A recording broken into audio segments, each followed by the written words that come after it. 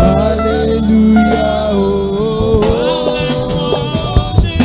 Alléluia, oh. Instruis-moi. Alléluia, oh. Alléluia, oh.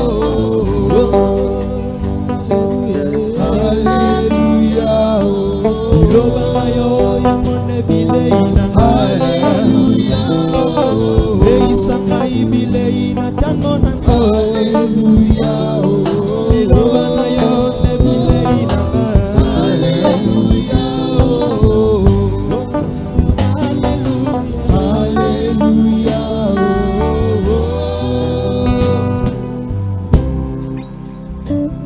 Acclamons le Seigneur. Acclamez le Seigneur de son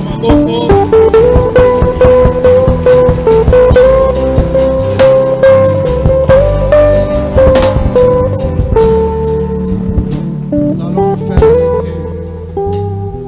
Nous sommes dans le livre de Matthieu au chapitre 2. Nous commençons à partir du premier verset. Jésus étant né à Bethléem en Judée, au temps du roi Hérode, voici des mages d'Orient arrivèrent à Jérusalem et dirent: où est le roi des Juifs qui vient de naître? Car nous avons vu son étoile en Orient. Et nous sommes venus pour l'adorer. Nous prenons le verset 10. Puis nous descendons en bas. Quand ils aperçurent l'étoile, ils furent saisis d'une très grande joie. Ils entrèrent dans la maison, virent le petit enfant avec Marie, sa mère, se prosternèrent et l'adorèrent. Ils ouvrirent ensuite leur trésor et lui offrirent en présent de l'or, de l'encens et de la myrrhe. Que Dieu bénisse la lecture de sa parole. Que Jésus soit ton adorateur aujourd'hui. Que Jésus soit seul élevé parmi nous ce soir. Est-ce que tu crois que Jésus est élevé parmi nous? Il faut élever Jésus au-dessus de tout. Parce que l'écriture est claire. La Bible nous déclare que devant Jésus-Christ tout genou fléchisse. Dans le ciel, tout genou fléchisse devant Jésus. Sur la terre, tout genou fléchit devant Jésus. Et sous la terre, tout genou fléchit devant Jésus. Voyons que la maladie s'agenouille devant Jésus. Satan s'agenouille devant Jésus. Les occultistes s'agenouillent devant Jésus. Les démons s'agenouillent devant Jésus. Tout ce qui peut te déranger là. Les temps difficiles que tu es en train de traverser. Si tu invoques le nom de Jésus, ça s'agenouille devant Jésus. Voilà pourquoi nous disons au nom de Jésus. Reçois la solution. Au nom de Jésus, reçois la victoire. Au nom de Jésus, sois victorieux. Au nom de Jésus, reçois la guérison. Parce que tout s'agenouille devant Jésus. Parce que adoration. C'est aussi l'honorer. Montrer que rien n'est comparable à Jésus. Ok, nous sommes en train de continuer notre enseignement. Selon que le Seigneur est en train de nous conduire. Si Dieu fait grâce, Aujourd'hui, nous clôturons avec l'enseignement sur la drachme perdue. Et le dimanche, nous continuons avec un autre enseignement. Que le Seigneur nous fasse grâce de parler de la lampe. La lampe, on a déjà parlé. On parle du balai.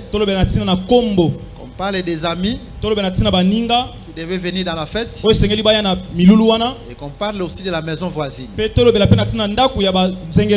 prière que celle du Seigneur puisse nous conduire selon sa volonté. Mais retenez une chose ici. Vous allez remarquer que l'adoration est liée à la royauté. D'une autre manière, l'adoration est liée au règne. Je vais relire l'écriture. Matthieu chapitre 2 verset 2. Et il dit: où est le roi des Juifs qui vient de naître? Car nous avons vu son étoile en Orient et nous sommes venus pour l'adorer. Il devait adorer qui? Le roi des Juifs qui vient de naître. Est-ce que le peuple est en train de comprendre? Suivez-nous attentivement. Raison pour laquelle nous sommes en train de dire que l'adoration est liée à la royauté. D'une autre manière, l'adoration est liée au règne. C'est ça, conformément à cette écriture. Donc, qu'est-ce que Dieu a perdu en Aden? Dieu a perdu son règne sur l'humanité.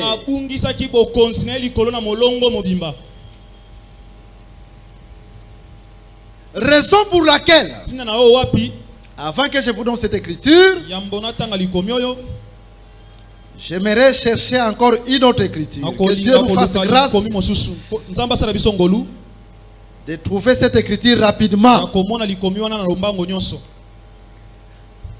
Mais néanmoins, saisissez-nous. Jésus est en train de dire ceci. Dans la prière de notre Père, Jésus dit: notre Père qui es aux cieux, que ton nom soit sanctifié,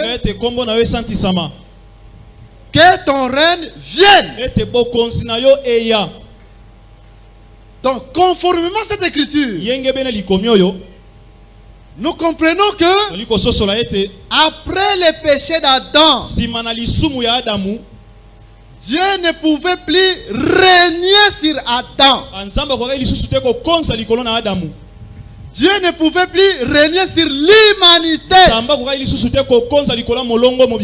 Raison pour laquelle Jésus est en train de parler du règne de Dieu qui doit venir au futur.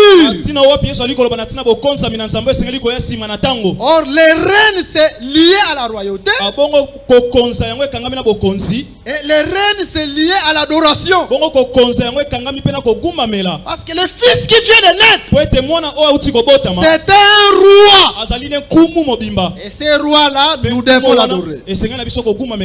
Faites que ce soir, Jésus seul soit adoré parmi nous. Que Jésus soit élevé dans ton cœur au nom de Jésus. Suivez-nous attentivement. Vous allez comprendre beaucoup de choses par la grâce de Dieu, selon que le Seigneur va nous conduire. Je suis dans Ecclésiaste. Je prends Ecclésiaste chapitre 4. Et là, nous allons commencer à lire à partir du verset 13. La Bible nous dit ceci: mieux vaut un enfant pauvre et sage qu'un roi vieux. et insensé, qui ne sait plus écouter les avis. Car l'enfant pauvre et sage peut sortir des prisons pour régner. Mais l'écriture est en train de nous indiquer quand est-ce que Dieu doit régner. Quand Dieu a perdu les rênes en Éden. Parce que les rênes c'est l'adoration. C'est ça la drague qu'il a perdu. Je vais vous donner encore une autre écriture qui prouve que Dieu a perdu les rênes. Il y a beaucoup d'écritures par la grâce de Dieu. Alors, allons maintenant. Maintenant, l'écriture nous dit car il peut sortir de prison pour régner et même être né pauvre dans son royaume. L'écriture va encore plus loin. J'ai vu tous les vivants qui marchent sous le soleil entourer l'enfant qui devait succéder au roi et régner à sa place. Donc, comment est-ce qu'on peut reconnaître qu'il y a un enfant qui doit sortir de la prison? Et après quoi cet enfant doit régner? Tous les vivants doivent entourer ces rois-là. C'est-à-dire quand on voit tous les vivants entourer les rois, entourer l'enfant, mais cet enfant qui est roi, cela veut dire que c'est ce roi-là, c'est cet enfant-là qui a perdu son rêve et qui vient récupérer son rêve. Faites que le Seigneur vous bénisse. Vous allez comprendre par la grâce de Dieu. Maintenant, cette prophétie est accomplie en notre Seigneur Jésus-Christ. Parce que quand la Bible nous parle de tous les vivants, donc l'humanité entière est divisée en deux peuples. Il y a d'une part Israël, il y a d'autre part nous les nations. Donc l'enfant qui doit régner doit être entouré à la fois par Israël et par les nations. C'est ce qu'on est en train d'appeler tous les vivants. Je prends une écriture. Je suis dans la Bible. Nous prenons Éphésiens. Vraiment que Dieu nous fasse grâce. Éphésiens chapitre 2. Écoutez ce que la Bible nous dit. Nous prenons à partir du verset 11. C'est pourquoi vous autrefois païens dans la chair, appelés incirconcis par ce qu'on appelle circoncis. Voyez donc l'humanité entière était divisée. D'une part il y a les circoncis. Les circoncis c'est Israël. Et d'autre part il y a les incirconcis. Les incirconcis c'est tous ceux-là qui sont en dehors d'Israël. C'est ce qu'on appelle l'humanité. Mais écoutez maintenant, nous continuons l'écriture. Ok. Et qui les sont à la chair par la main d'homme. Donc Israël. Souvenez-vous que vous étiez en ce temps-là sans Christ. Nous les nations, privés du droit de cité en Israël. Voilà. Il y a Israël d'une part, d'autre part il y a les nations. Étrangers aux alliances de la promesse. Sans espérance et sans Dieu dans le monde. Donc cette écriture, c'est parmi les écritures qui nous démontrent que Dieu avait divisé Adam en deux. D'une part, les nations ou les incirconcis. Et de l'autre part, c'est nous. Et de l'autre part, pardon, c'est Israël.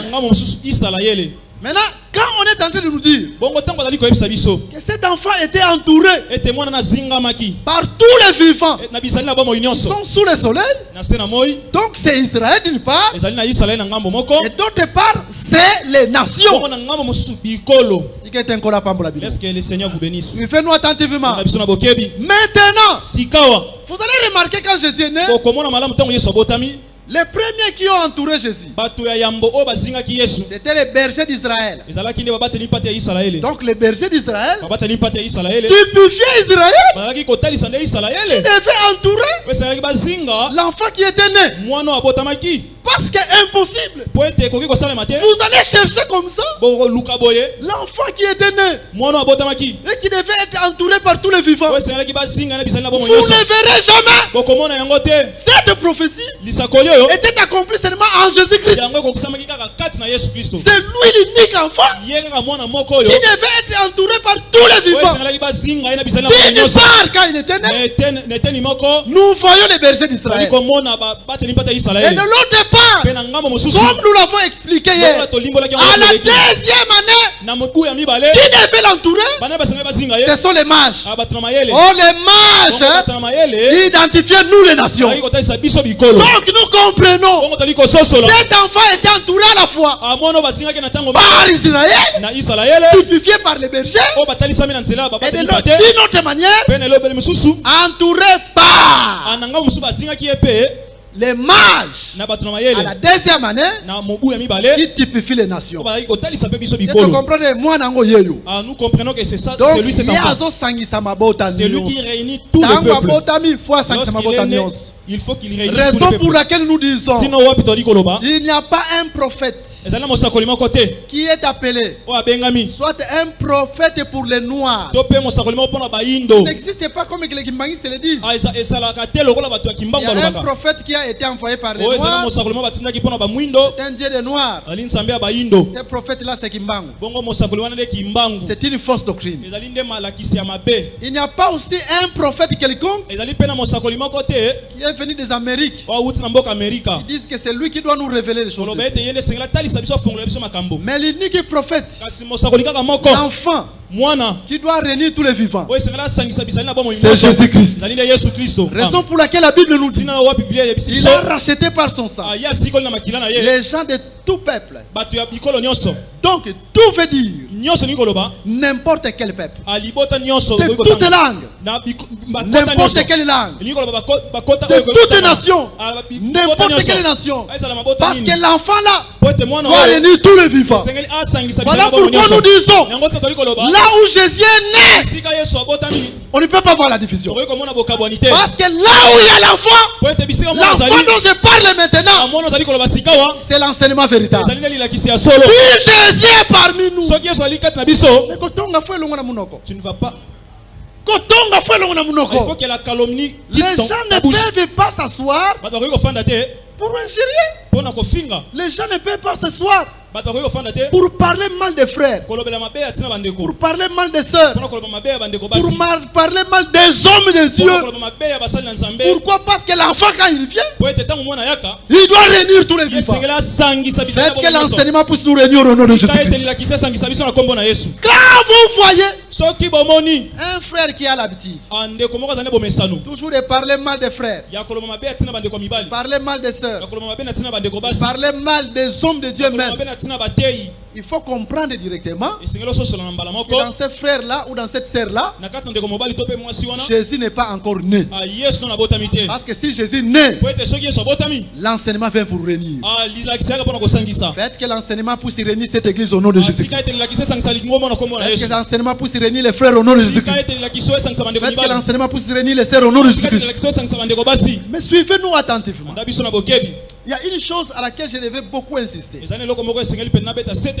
Parce qu'il y a beaucoup de gens qui ne savent pas. Il y a beaucoup de malédictions qui vous arrivent. Hier, je l'avais dit. Même avant-hier aussi. J'ai parlé de cette chose-là. Quand j'ai parlé de Jean-Baptiste, c'est comme la porte. Le portier, il devait ouvrir la porte dans la bergerie à Jésus. Parce que Jésus devait entrer par le portier qui était Jean-Baptiste. Là,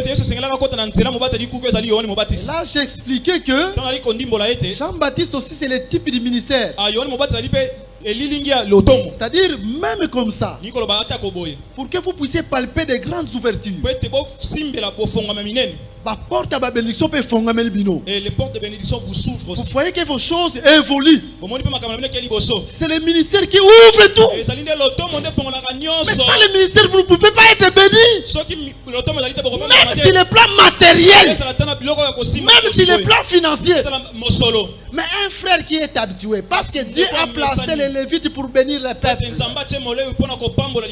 Mais un frère qui est habitué à s'asseoir là seulement parler du ministère, des ministres, contre les ministres, parler contre les ministres. Ces frères-là, s'il a un bon emploi, parce que l'enseignement c'est la voie par laquelle Dieu marche. Dieu finira même à lui ravir l'emploi. Ces frères-là, si même il a des affaires qui prospèrent aujourd'hui, Dieu finira à lui ravir même ses affaires. La seule manière pour que ces frères-là puissent être bénis encore, il faut qu'il puisse se repentir. Il se repente de son péché. Cela ne veut pas dire qu'il est habitué avec l'homme de Dieu. Il cause bien avec les ministres. Il cause bien avec les ministres. Mais hier, il a injuré ces ministres-là, avec qui il est en train de bien causer aujourd'hui. Dieu est fidèle à sa parole. Même si tu causes bien avec ce ministre, mais tu parles mal contre lui, tant que la malédiction est là, si tu ne te répands pas, tu ne seras toujours pas béni. Je dis toujours ceci. Vous savez, il faut que Élie, les prophètes, puissent d'abord réparer l'autel. Quand il a réparé l'autel, c'est alors que la pluie est tombée. De même dans nos vies, s'il y a quelque chose qui ne marche pas, j'insiste encore, tu parles toujours des mal des serviteurs de Dieu. Il faut commencer d'abord à réparer l'autel. Répare d'abord ta vie, répands-toi, et ensuite Dieu te bénira. Raison pour laquelle nous disons que Dieu mette l'esprit de repentance dans ton cœur au nom de Jésus-Christ. Nous insistons toujours. Il y a une fois, nous étions en train de parler ici sur la queue. On parlait de Satan qui agit aujourd'hui par la queue.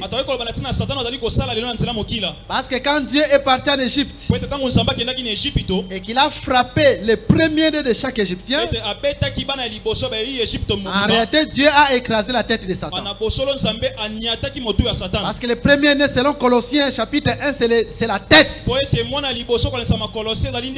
Donc maintenant, quand Pharaon était en train de suivre Israël, la tête était déjà écraisée. C'est la queue là. Là c'était la queue. Il devait agir par la queue. Raison pour laquelle même dans Apocalypse chapitre 12, nous allons remarquer Satan utilise sa queue par la queue faire tomber les étoiles du ciel. C'est pour dire que quand la tête est écrasée, Satan va agir par la queue. Et on était en train d'expliquer la queue, c'est le derrière de l'animal. De même, un enfant de Dieu, s'il a un problème contre son frère, il ne peut pas partir par derrière. Parce que le derrière, c'est la queue. C'est la manière du malin. Aujourd'hui, Satan agit par la queue. Mais si tu as un problème contre ton frère, va le voir. Dis-le-lui. C'est ce que l'Écriture nous dit. Il en est de même pour les ministres. Même si tu as un problème contre les ministres, va voir le ministre. Dis-le-lui. Et nous avons dit hier, même les ministres, pour certifier son problème, c'est à la déposition de 2 ou de 3 témoins. Il y a d'autres choses qui peuvent circuler, ce sont des murmures. Raison pour laquelle nous disons dans la Bible, même un faux témoin est sanctifié. Même un faux témoin est sanctionné, je dis. Donc, ce qui par exemple est moutou, si par exemple quelqu'un par exemple un frère répand un mauvais témoignage du frère, répand un mauvais témoignage du mais prédicateur, vous vérifiez ma lame et que vous vérifiez cela, cette chose est fausse. Cette personne doit être sanctionnée. C'est ça la doctrine. C'est ça la doctrine. Pourquoi? Parce que là où il y a l'enseignement, le fils doit régner. Le fils ne divise pas. Parce que ces fils devaient réunir tous les vivants. L'enseignement doit réunir. Même nous parmi nous les ministres. Quand il y a un frère qui fait me dire la chose, quelle doit être ma position contre ces frères-là, cette sœur-là? C'est ce qui par exemple ministre, si par exemple le ministre lui aussi vient te dire quelque chose contre serviteur Moussous, contre notre ministre, de la même manière que j'avais prêché autrefois, sache que c'est la queue. Satan n'a pas ça la moukila. Parce que Satan agit aussi par la queue. Est-ce que vous comprenez, madame? Vous me comprenez très bien. Donc, moi je ne peux pas venir auprès de toi par exemple, pour te dire, tu vois par exemple, docteur José comme il est là, il ne t'aime pas. Docteur Jésus m'avait dit ceci, cela.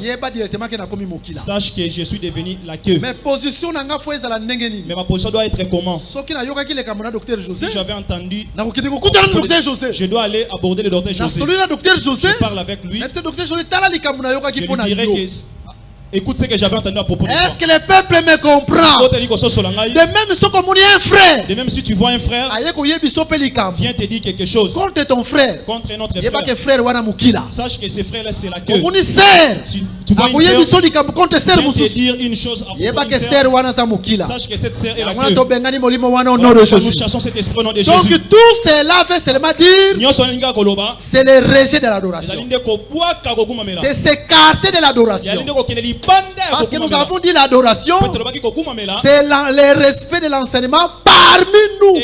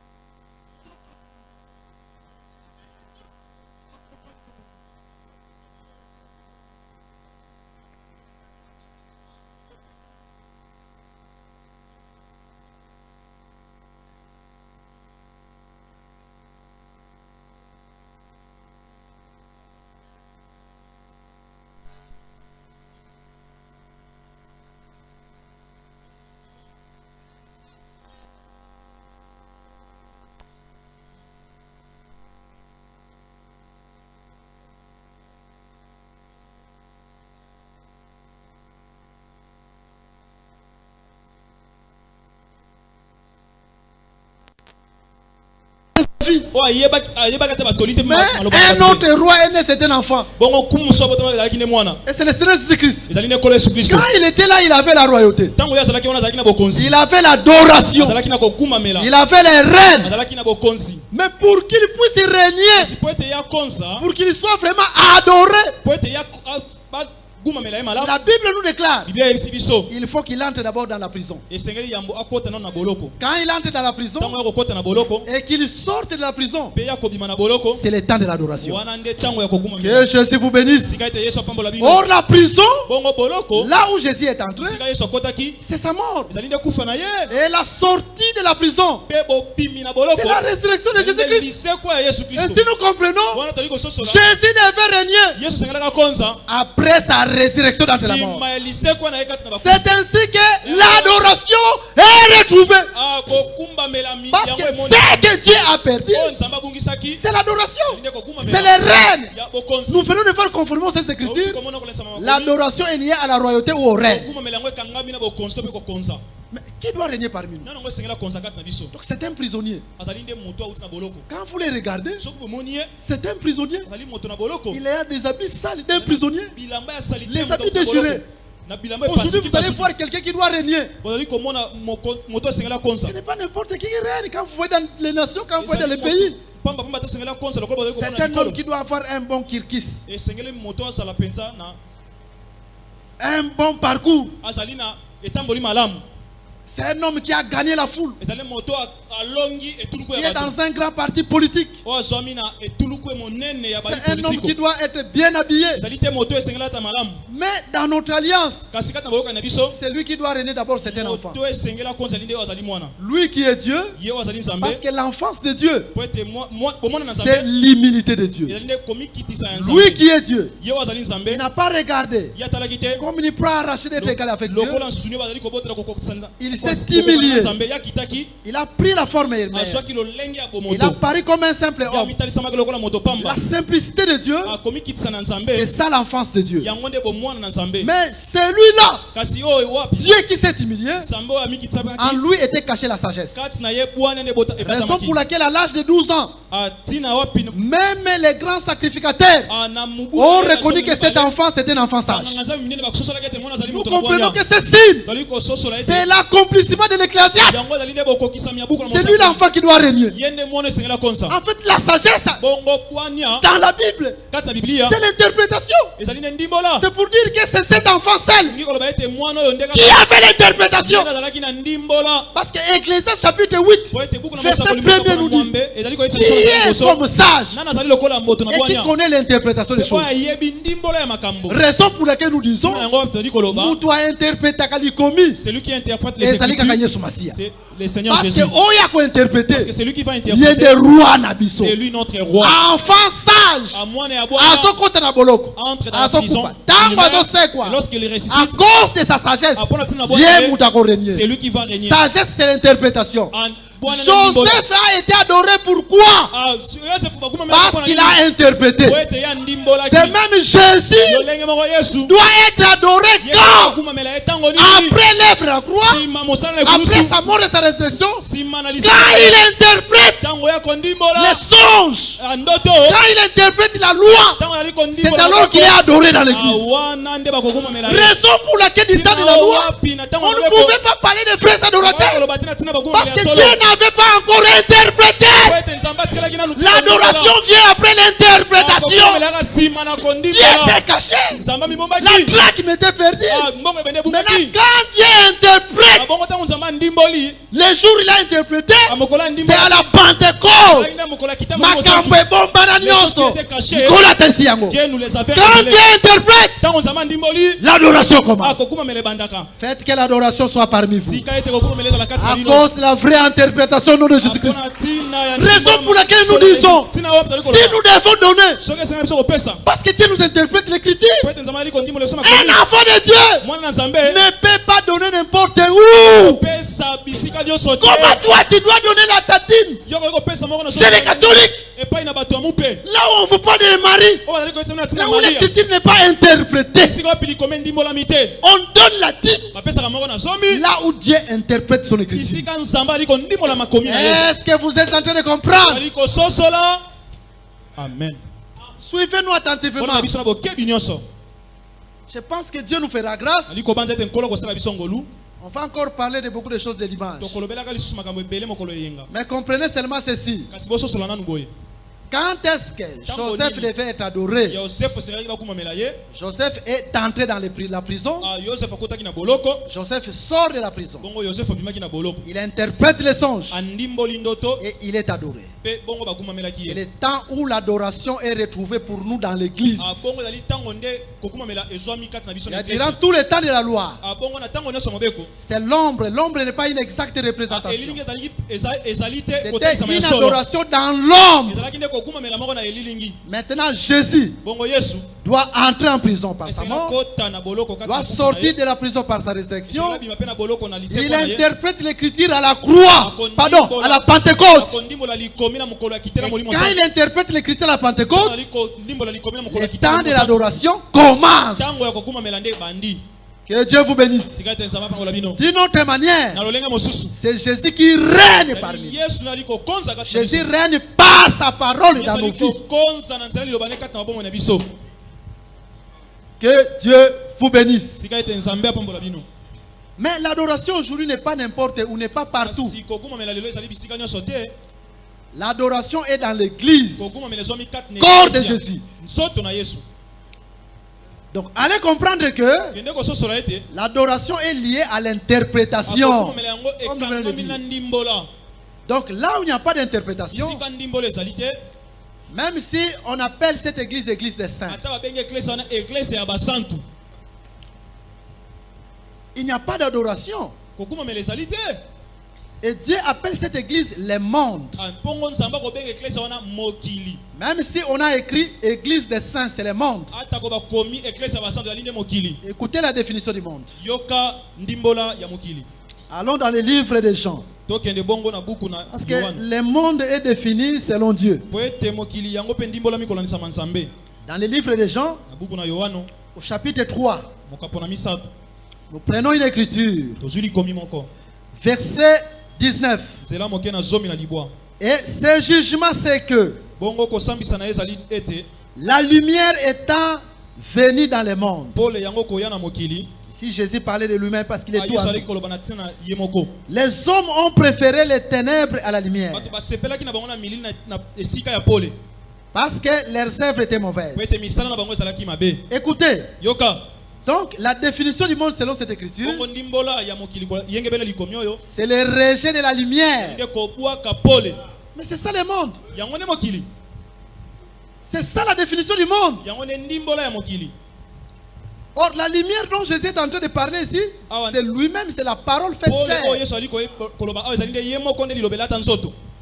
Même Proverbe chapitre 6, verset 23, l'écriture nous dit, l'enseignement c'est une lumière. Maintenant, partout on rejette l'enseignement. Même si on a écrit Église des Saints. Selon Dieu, c'est le monde. Parce que là, on rejette l'enseignement, c'est le monde. Je peux vous prendre un exemple. Une église qui se dit Église des Saints, mais refuse la dîme physique. Mais allez-y comprendre directement que c'est le monde. Ce n'est pas une Église des Saints. Pourquoi? Parce que hier nous avons dit. Mais l'aigle avant de s'envoler, il pose d'abord ses pieds sur la terre. Donc, afin d'expliquer la dîme c'est Jésus. Afin d'expliquer l'offrande c'est Jésus. Il y a d'abord une offrande terrestre.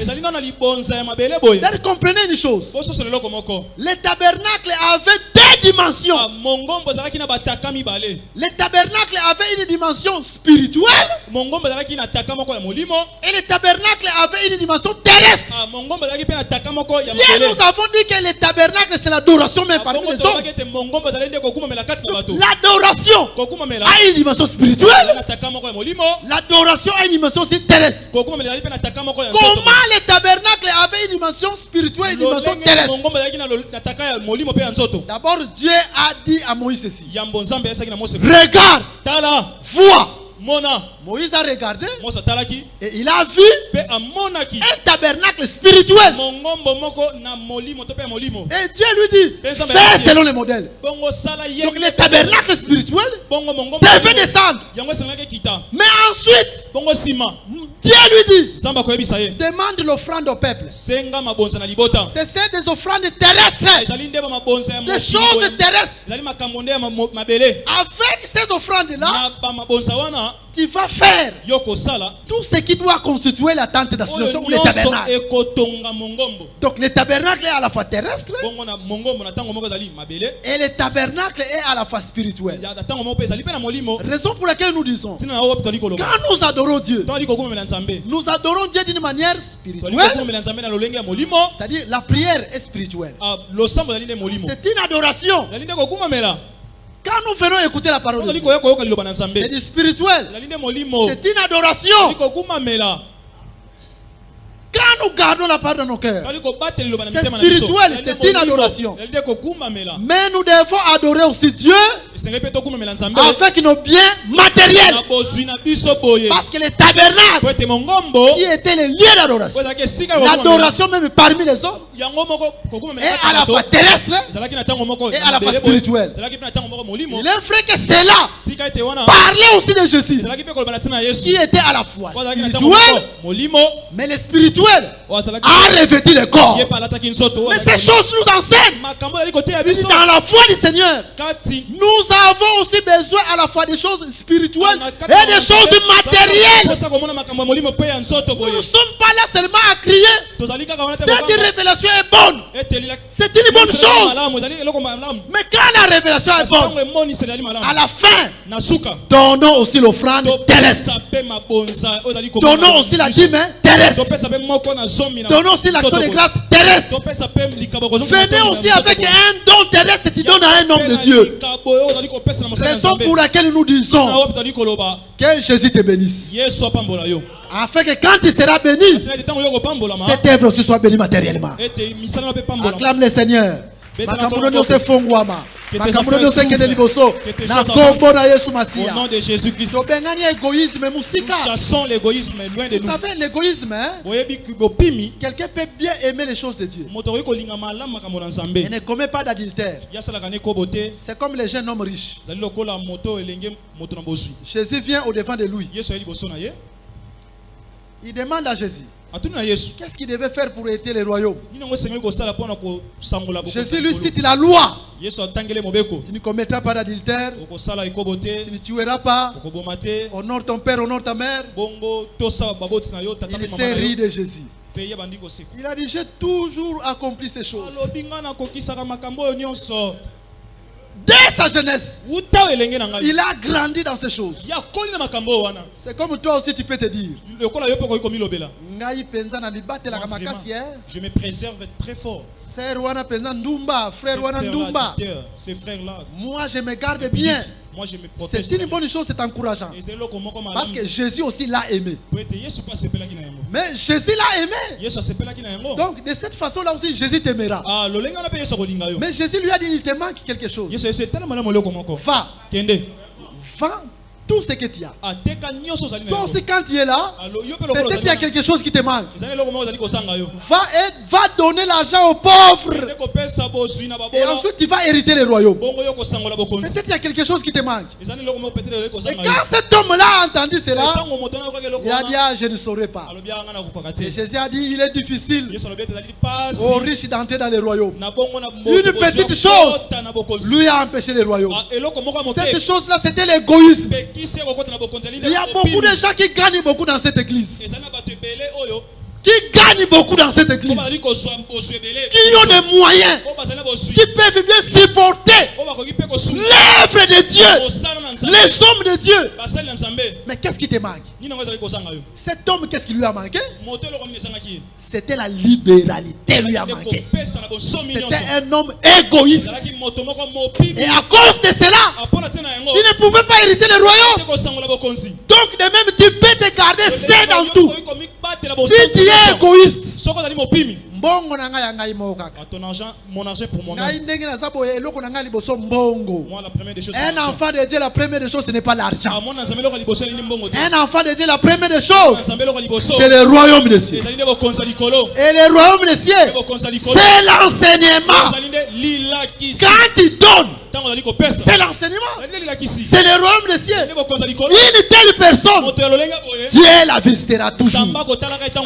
Donc l'égoïsme peuvent te faire manquer le royaume.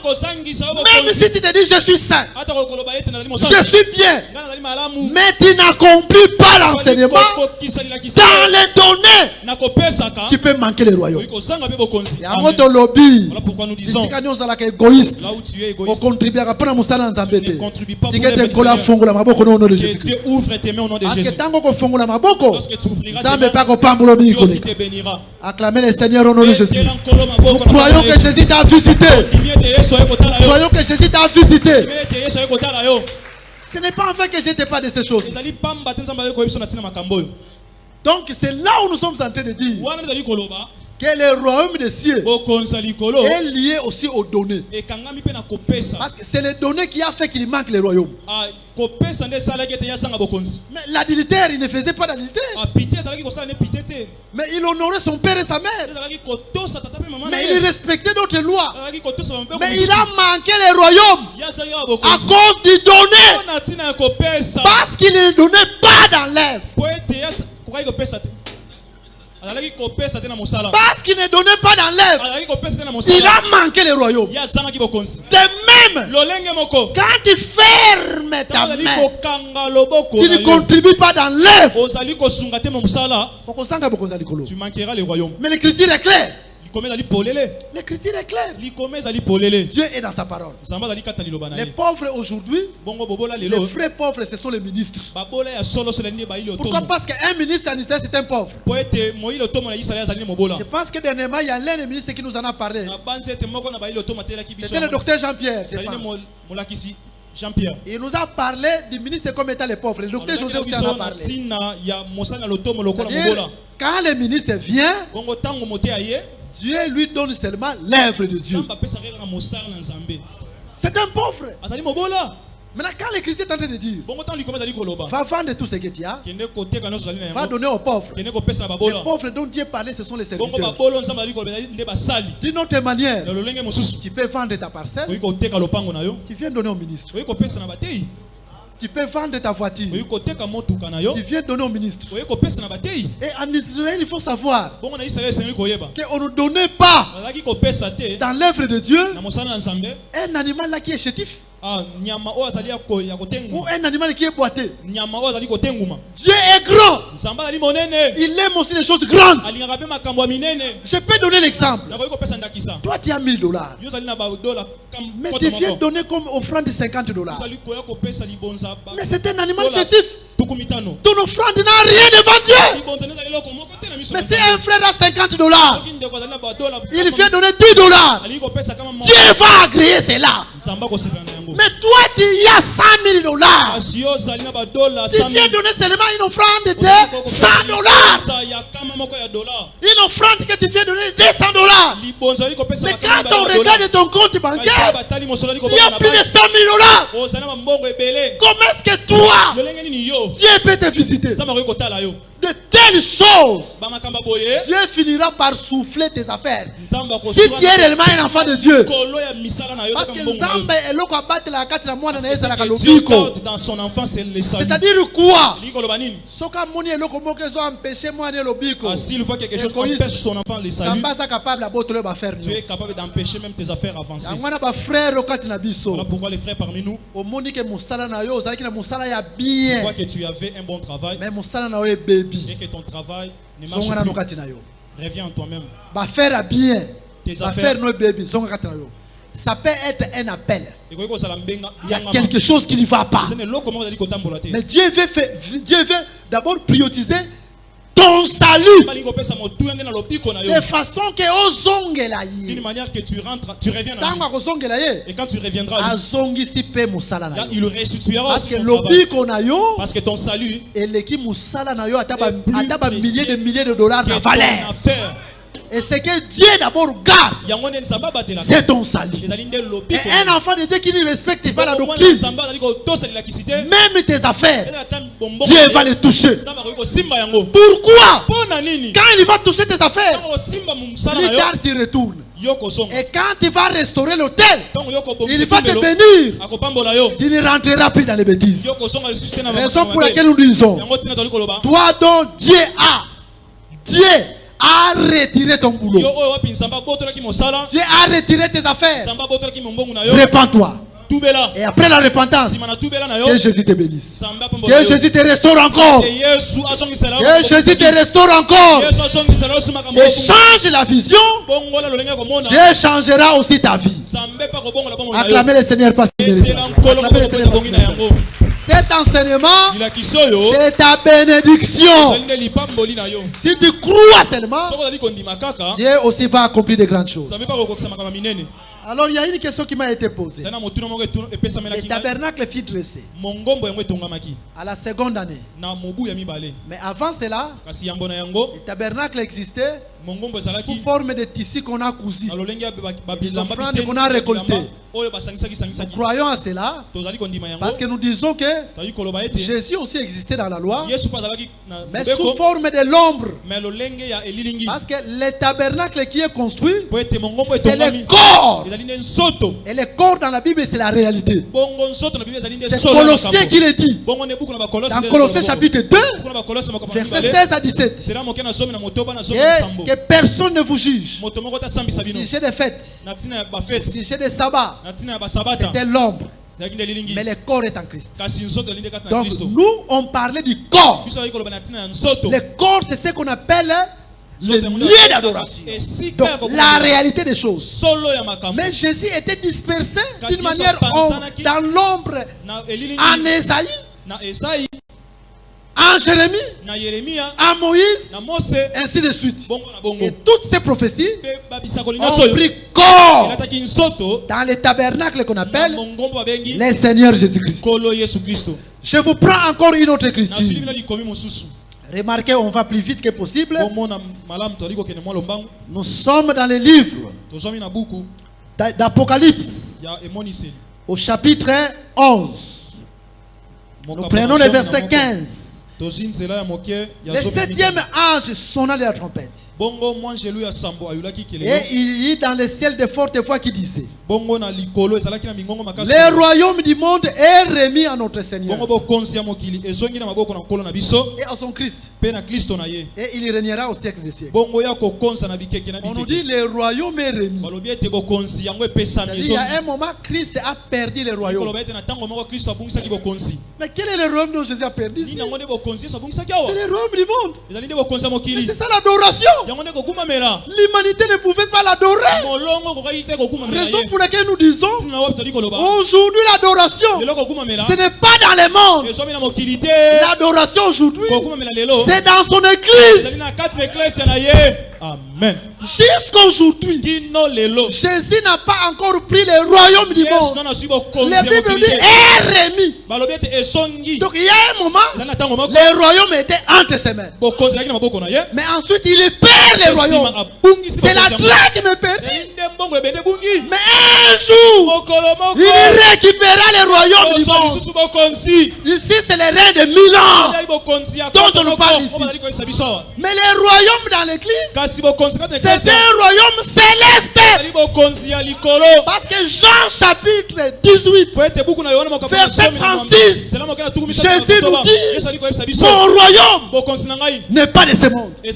Donc dans l'église aujourd'hui, c'est un royaume céleste. Raison pour laquelle la Bible nous dit: affectionnez-vous aux choses célestes. Faites que tu t'affectionnes aux choses célestes au nom de Jésus-Christ.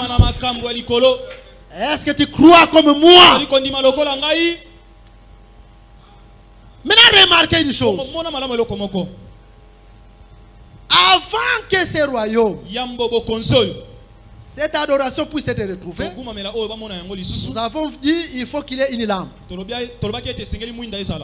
Parce que c'est la lampe qui doit être allumée. Nous avons expliqué d'abord la lampe, c'est Jean-Baptiste. Il a fait que la traque qui était perdue, Jésus la vraie adoration. Et Jésus puisse être retrouvé. Mais il n'y a pas seulement la lampe. Je pense que nous avons actualisé. Nous avons dit aujourd'hui la lampe de l'église, c'est le ministère. Donc tu ne peux pas voir Jésus sans le ministère. Et nous avons beaucoup insisté que le ministre ce n'est pas n'importe qui.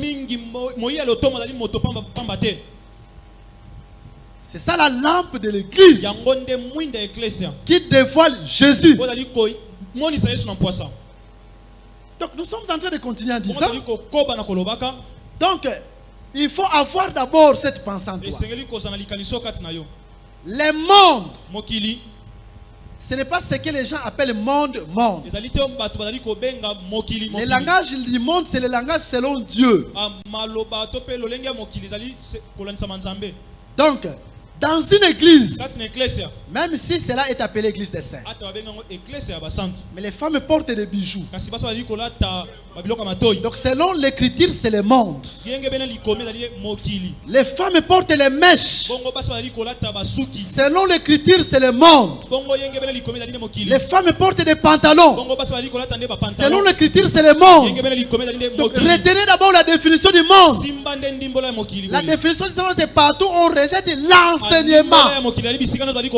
Donc ces églises-là, même si elles sont dites églises des saints, c'est la même chose avec les brahmanismes, c'est la même chose avec les catholiques, c'est la même chose avec les assemblées de réveil.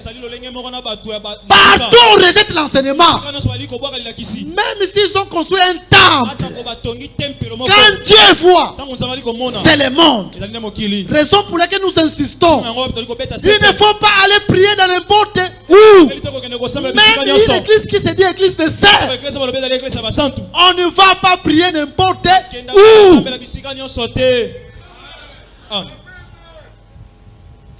Mais remarquez, même si Jean-Baptiste était là, mais il faut qu'il y ait un balai pour trouver la drague. Parce que la lampe est allumée. Mais les balais doivent aller chercher. Où se trouve la drague? Suivez-nous attentivement. Vous allez les remarquer. Le jour du baptême de Jésus, la lampe était là, Jean-Baptiste. Et la drague qui était là, c'est Jésus. Mais il faut qu'il y ait un balai. Parce que les balais, le temps me manque. Parce que les versets qui sont en train d'expliquer les balais comme étant les vents. J'ai un peu de temps. Il y a d'autres écritures qui expliquent les balais comme étant un vent. Donc comme l'œuvre du balai, c'est l'œuvre aussi du vent. Comme les balais balayent, les vents aussi viennent aussi balayer. Mais il faut chercher ces vents-là. Raison pour laquelle vous allez remarquer, au jour de la Pentecôte, quand le Saint-Esprit est descendu, il y a un vent. Donc nous comprenons, le Saint-Esprit c'est un vent. Mais quand Jean-Baptiste était là comme étant la lampe, les jours du baptême de Jésus-Christ, Jean s'était dit là comme étant la lampe. Mais il faut qu'il ait les balais. Il doit se promener pour chercher. Il a cherché parmi les pharisiens. Il n'a pas trouvé la drague. Il est passé. Il a cherché parmi les scribes. Il n'a pas trouvé la drague. Il est passé.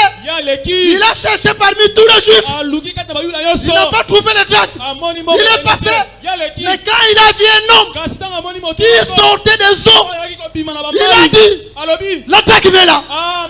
Et le Saint-Esprit s'est posé sur là. C'est le Saint-Esprit qui a trouvé Christ. C'est lui le balai qui devait aller trouver là où était la drague. La lampe était là. C'est le prophète. Mais il faut que le Saint-Esprit soit aussi là pour trouver Jésus. Raison pour laquelle nous pouvons dire Jean, c'est un ministre avec le Saint-Esprit. Raison pour laquelle quand les apôtres sont venus, ils disaient toujours nous et le Saint-Esprit. Nous et le Saint-Esprit. Quand il y a la lampe, il faut qu'il y ait aussi le balai qui doit trouver la drague. Tout ce que nous devons faire, nous et le Saint-Esprit. Jean-Baptiste pouvait aussi dire moi et le Saint-Esprit. Est-ce que vous comprenez? Là où nous disons que Dieu n'abandonne pas le ministère. La première des choses que Dieu fait quand il élève un ministre, le ministre ne peut pas marcher seul. Lui et le Saint-Esprit. C'est ce qu'on appelle les mandats. Tout ce qu'il doit faire, ce n'est pas lui, mais lui et le Saint-Esprit. Donc les ministres, ce n'est pas n'importe qui. Est-ce que le peuple nous comprend. Mais maintenant, quand la drachme est retrouvée, il faut que les amis puissent venir. Non seulement les amis, mais les gens aussi la maison voisine. Mais remarquez, la drachme devait être retrouvée dans la maison. Allez lire Osée chapitre 5, verset 15. En ce temps-là, Dieu est en train d'appeler sa maison comme état Israël. C'est là où nous disons, on ne pouvait pas trouver Jésus parmi les nations. Jamais. Jésus doit être retrouvé dans la maison. Est-ce que vous comprenez? Parce que durant tout ce temps-là, la maison de Dieu d'abord, Éden, la prophétie marche. On a quitté l'Éden, nous venons avec Israël. Au temps d'Israël, la maison de Dieu c'est Israël. C'est ça la demeure de Dieu, c'est ça la maison de Dieu. C'est là où on doit trouver la drachme. On ne peut pas trouver la drachme en dehors de la maison. Les dehors de la maison, c'est nous les nations. Mais la maison de Dieu, c'était Israël. C'est là où le Messie devait venir. Parce que c'est là où la drachme était perdue. Et c'est là où la drachme devait être retrouvée. Mais suivez-nous attentivement. Raison pour laquelle, si vous entendez quelqu'un vous dire, il y a un prophète qui vient parmi les nations, un faux prophète. Pourquoi? Parce que les salis doivent venir les Juifs. La drachme a été retrouvée chez les Juifs dans cette maison-là. Nous, c'est la maison facile. Nous devons quitter notre maison pour aller fêter. Parce que la drachme est retrouvée. Est-ce que le peuple comprend? Nous étions dehors. Nous étions dehors. Nous devons quitter notre maison. Mais la drachme, c'est dans la maison d'Israël. Aucun prophète ne peut venir des États-Unis. Aucun prophète ne peut venir du Congo central. Aucun prophète ne peut venir du Kassai. Parce que la drachme a été trouvée dans la maison d'Israël. Les salis viennent des Juifs. Les salis viennent des Juifs. Les salis viennent des Juifs. Est-ce que le peuple nous comprend? Acclamez le Seigneur. Parce qu'il mérite la gloire. Parce qu'il mérite l'honneur. Parce qu'il mérite la magnificence. Mais non seulement nous de la maison voisine, les amis aussi doivent venir. Les amis, ce sont les prophètes. Raison pour laquelle Jean-Baptiste comme prophète, il s'est appelé ami de l'époux. Mais je suis dans 1 Pierre chapitre 1 verset 10. Les prophètes ont prophétisé par l'esprit de Christ qui était en eux. Mais Dieu leur dit, ces choses n'étaient pas seulement pour vous-même. Donc, les choses que nous vivons dans la grâce, c'était aussi pour les prophètes. Mais il faut que la drachme puisse se retrouver pour que nous tous nous puissions avoir part. Raison pour laquelle, si Jésus-Christ n'était pas ressuscité, les prophètes aussi ne résisteront jamais. Mais remarquez, ils sont en train d'hériter ensemble avec les gens de la maison voisine. Ils sont en train d'hériter ensemble. Et c'est là où nous disons, nous allons hériter l'enlèvement ensemble avec les prophètes. Les prophètes seront enlevés avec nous. Conformément à cette écriture. Parce que quand la drachme est retrouvée, et les amis, et nous qui étions dehors, nous venons. Célébrons le Seigneur ensemble. Faites que Jésus te bénisse. Faites que Jésus te lève. Tout ce qui était perdu soit retrouvé au nom de Jésus-Christ.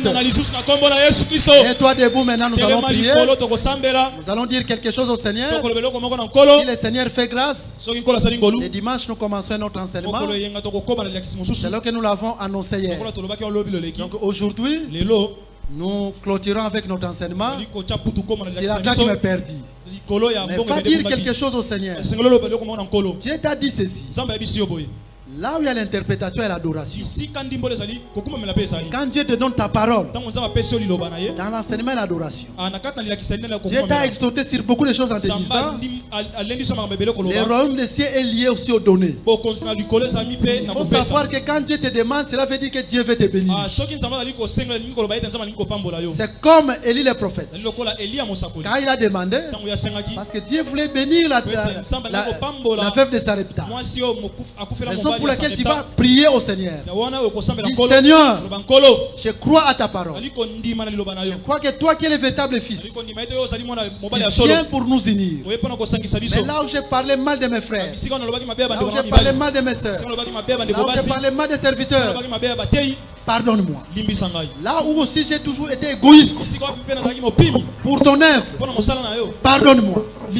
Donne-moi un cœur sensible pour soutenir ton œuvre, même sur les plans financiers, même sur les plans matériels. Tout ce que tu vas demander, tu vas voir, il y a une force spirituelle qui va t'envahir. Et Dieu lui-même va te bénir au Seigneur. Prie le Seigneur à Outier. Prie le Seigneur. Prie le Seigneur à Outier. Pongola monokonayo. Ouvre ta bouche. Prie le Seigneur. Sache que dans la prière, de grandes choses. Dieu peut opérer de grandes choses. Dans la prière, Dieu est capable de te restaurer. Dieu est capable de te visiter. Dieu est capable d'accomplir de grandes choses. Que le Seigneur te visite. Que Jésus te visite. Que Jésus te visite. Que Jésus te visite. Que Jésus te visite.